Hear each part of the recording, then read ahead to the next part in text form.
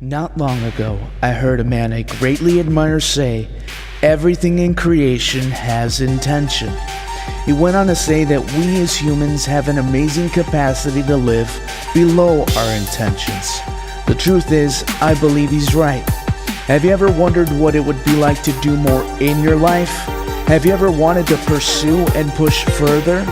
Why do we want more yet continue to live below our intentions? What's stopping us? For me, it was risk and failure. But on one amazing weekend in November, that all changed. I'm sure you're asking yourself, what is this all about? I invite you to join me and find out.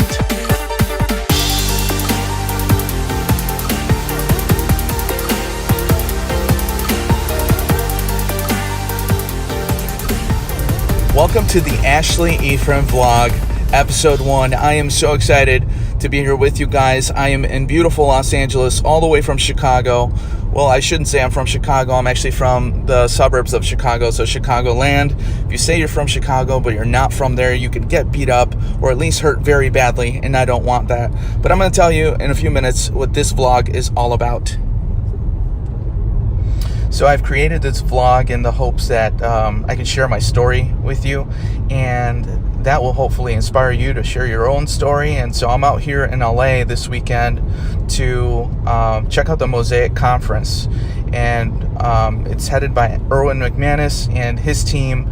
And I'm excited because they're a super creative team, they're super creative people, they're a super creative community, and so I hope to share some of the highlights and my takeaways from that.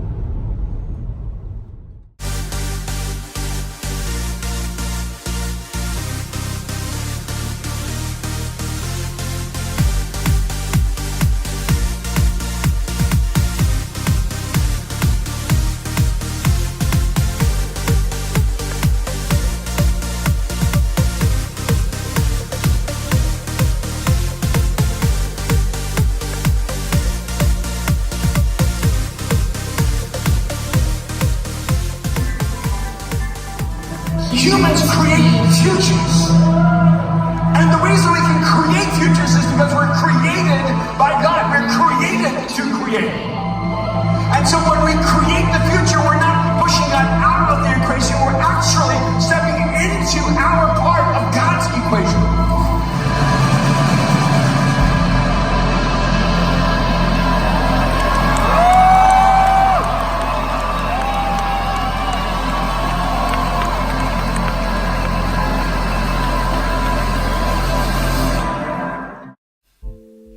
Wow, that's all I can say about night one. It was simply amazing just being able to be in a room with complete strangers that are just so willing to love and give. Even from the very beginning, I met Kendall. He greeted me. He was the first person to greet me.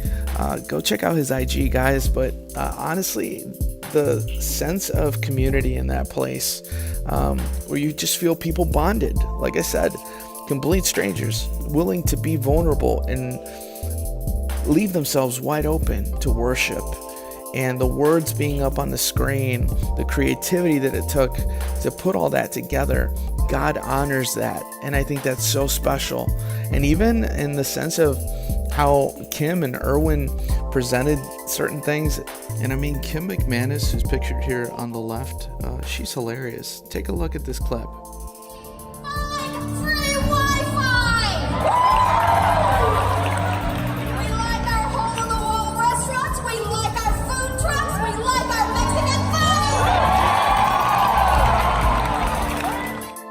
So then after that, Erwin McManus comes up and he talks about the future of humanity.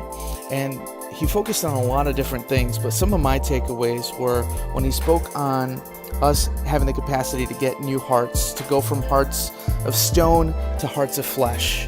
That was so impactful for me. And the hope that he has for the future of humanity, really to become human once more, like he said, which I thought was interesting.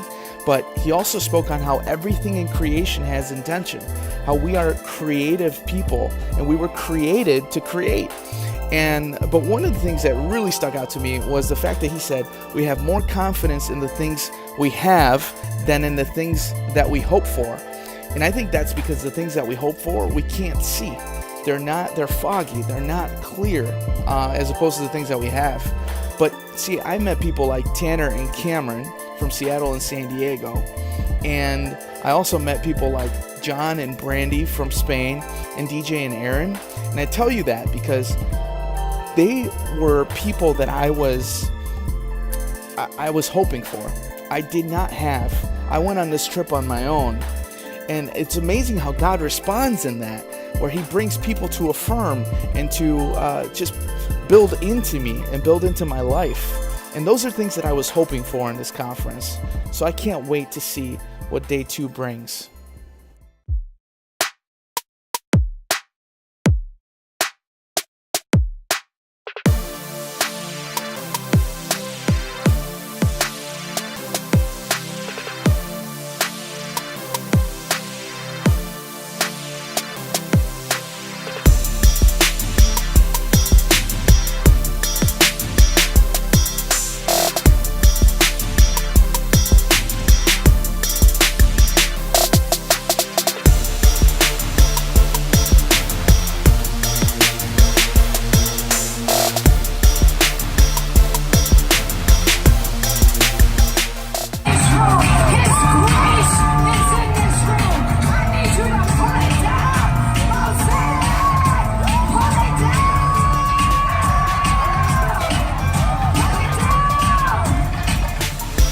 So this is Angela Davis, and she's an international fitness evangelist and motivational coach. And she did such an amazing job. I actually, not only did she pump up the crowds and everything, but I actually took a Soul Cycle class with her, and it wrecked me, man. I was done after 10 minutes, but I survived, and I'll show you a little bit more of that later on.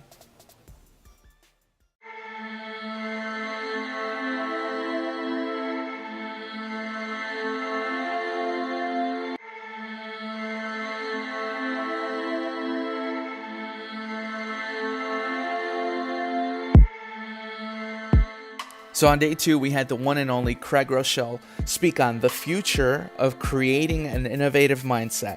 And he asked the question, how do we create the future with an innovative mindset? He spoke of 3 things: limited resources, a willingness to fail, and increasing passion. And those 3 things combined create exponential innovation.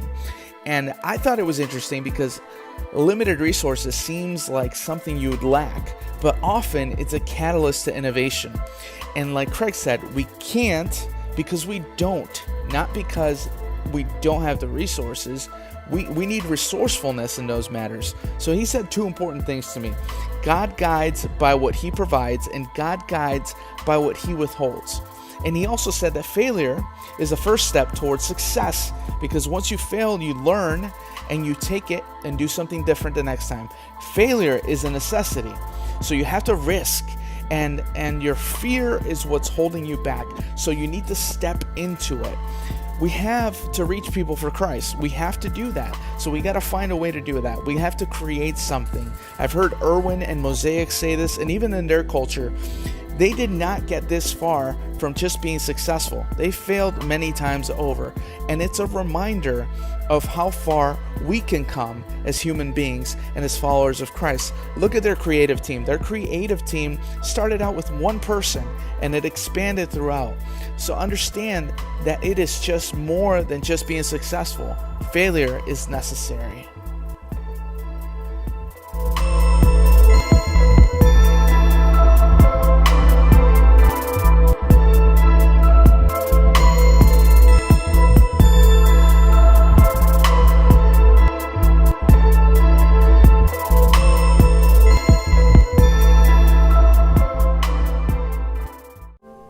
Part of the things that I've been doing this weekend is really just kind of tried to open my heart to listening to what God has to say to me. And there was a moment of prayer that we had towards the end of the first half of the day where I'm looking at the row in front of me as I'm bowing my head, and I see the words, "Make it happen." And in that moment, I felt God's presence just speak to me and directly talk to me and say, "Make it happen. What are you waiting for? Risk, push, do something." And I love the fact that God spoke to me in that way. I love that.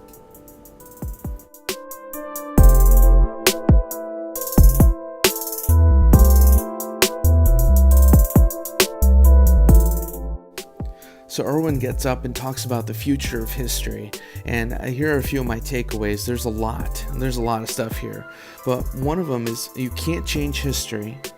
You can only create futures to make history. So he also said that history is an interweaving of two stories, the story of beauty and the story of tragedy. And we're the authors of the story of tragedy, and that's so true.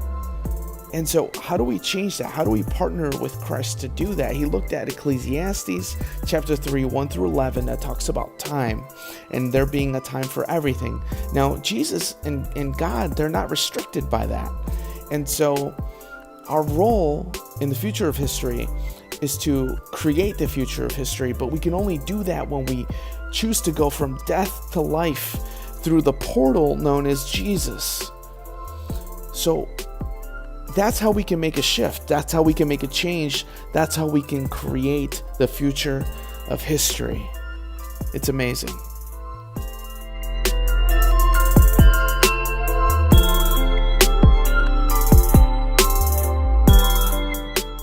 So then after this, Kim McManus is up and she gives her talk, and she's talking about the future of Jesus. But at the very beginning, something very awesome happened. She just opened herself up and was so vulnerable with the audience, just exposing her fears and everything. And I actually got a clip of it. So take a look at this. I will not care what I look. If I look like a fool, I will be a fool. But the fear that comes with speaking on a stage like this, that you're going to fail and fall on your face, is tremendous. Do you understand that? Do you get that? I want you to look at me and get that. I have no idea what's going to happen. Oh, okay. Look. Okay. Just raise a hand and let us pray together.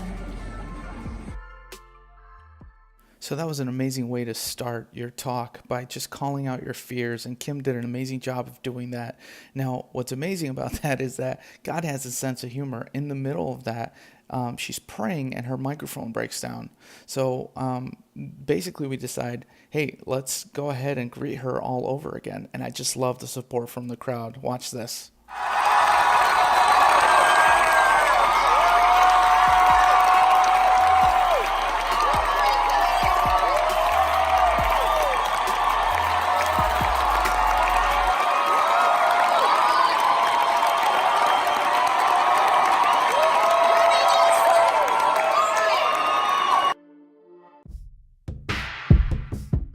Wow, so right after that, Kim is on fire and she goes right into her message on the future of Jesus.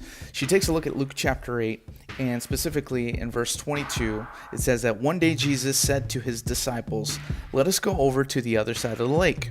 So Kim is looking at this and she asks the question, where's your faith? Then she talks about how the future of Jesus is on the other side.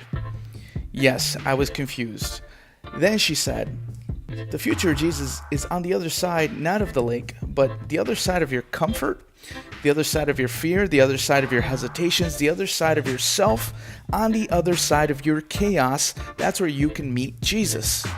And him wanting to go to the other side, knowing that there was going to be turmoil and there was going to be chaos, he still commands us to meet him in that, because that's where trust and faith is built. So being self-aware of who we are and choose to live on the other side of ourselves, that is a choice that we have. Why do we remain powerless? It's time to be powerful. How are you going to live your story? And that was the challenge that was given to me, and that's the same challenge I'm giving to you. How will you live your story? You can be the author of that. Start now. Start today.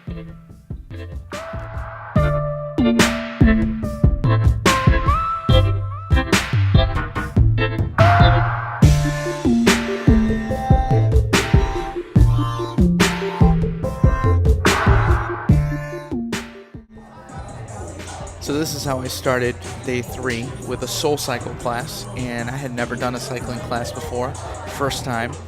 You ever sign up for something that you thought, this is going to be really cool, And then as soon as you got there, you're just like, this is clearly a bad choice. This is the moment right there. As soon as I started pedaling, that's when I knew this was a bad choice and I might not survive. I might not make it. I'm going to call my wife, tell her I love her. But I did come out on the other side of this. Just extremely sweaty. Take a look. Very sweaty. And that's a face of a man who did the impossible.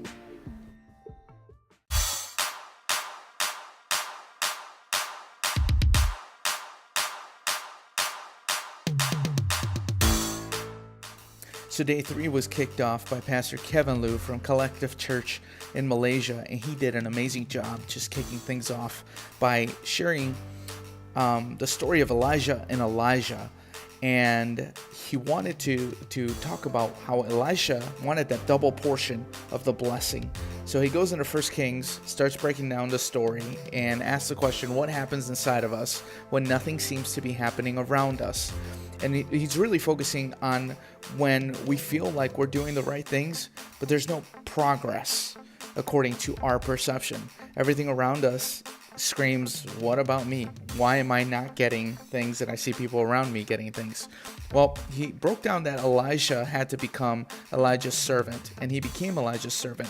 Then he goes into juxtaposing this idea with the Karate Kid, which was crazy. And the way that he presented that was one of the most creative ways I've seen somebody deliver a sermon. It was amazing. I wish I would have recorded it. But he said something really cool. He said, just like a typical kung fu movie, God is more interested in our character than in our capabilities. And you have to remain faithful even if you're in the sidelines. And he said these things. He said, it's what we do in the dark that determines what we do in the light. And a servant must learn to have no personal agenda. Nothing is wasted in life. That was his main point. God can use anything. Just do what the Lord expects of you, which is love people. Character takes time to develop. If you feel you're stuck somewhere, you're not stuck. God is just prepping you for the next thing. So make sure that you are being aware of the value of that time that he's taking to prepare you. Do that today. Be conscious of that today.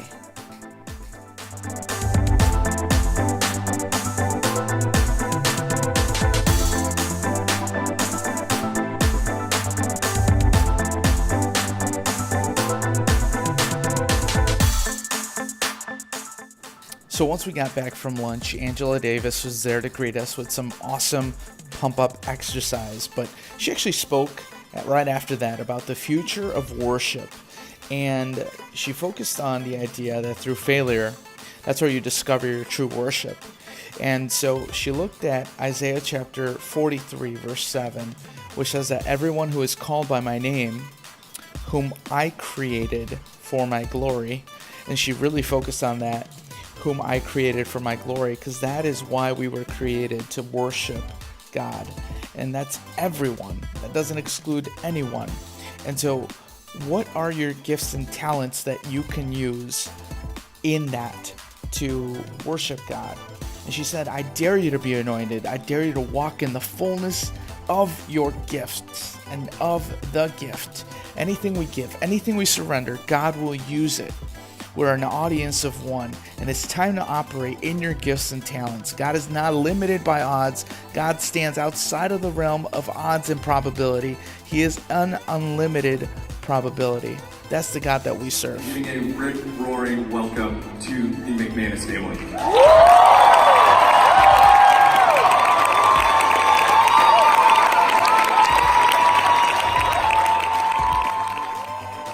So at this point, we see the McManus family come out where they did a little family meeting where they got a chance to discuss some things in regards to family dynamics in the church. And really the cool thing about this whole thing was that we got to see the love for this family by this community. And after everything they've given and sacrificed, to know that God is just blessing them through that and giving them strength with people and a community that just cares so much about their mission and the mission that they're bringing everybody into. It's amazing. And also being able to see how a family that's so insanely busy can function together in ways that will honor God, in ways that will just change some perspectives on what a church family should look like. And they are single-handedly shifting paradigms when it comes to that. And that is awesome. That is awesome to see that. From Erwin to Kim to Mariah to Aaron to Jake, they all have their individual ministries, and they pull together to be a part of something bigger within this Mosaic community. And they are shifting paradigms. They're shifting cultures throughout the world. That's awesome. We've been together for almost 40 years. It's pretty extraordinary. And, obviously, you were always my first choice. I wanted to be married to you. You're my best friend. We've journeyed together all of our lives. But frankly, I can't remember a time in our life that I felt closer to you or more in love with you.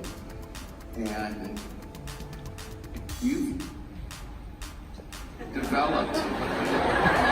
So interested.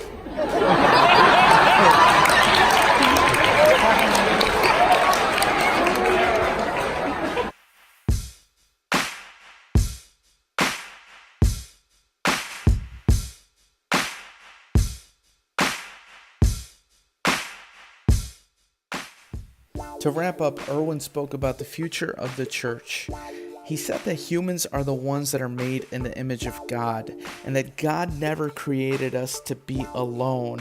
And he illustrated that by speaking about a single firefly versus an ocean of fireflies, and how their lights are brighter when they're in community. In Ephesians chapter 3 verse 10, it says that God's intent, his intent was that now, through the church, the manifold wisdom of God should be made known to the rulers and authorities in the heavenly realms. And together, as a church, as a unit, as a community, we express God's wisdom. The language of God is the church. When you walk in community, that's when people begin to see your uniqueness. Everybody is so worried about being individualized and being their own person that they don't understand that we were created to be unique in community. And that love is a true source of power. As John chapter 15 says, it talks in there that in order for us to truly love God, we have to love each other. And Erwin said, God sees you through the best moments you have not even yet lived. And that is eye-opening for me. All the promises that are in the Bible are we promises. They include everyone, and together we experience God's fullness. You cannot know the power of love when you're alone. The way we love God is to love each other. Together, we're an unstoppable force. Together, we unleash God's creativity. So love one another and understand that God has a purpose for you, and that you're not meant to do this alone.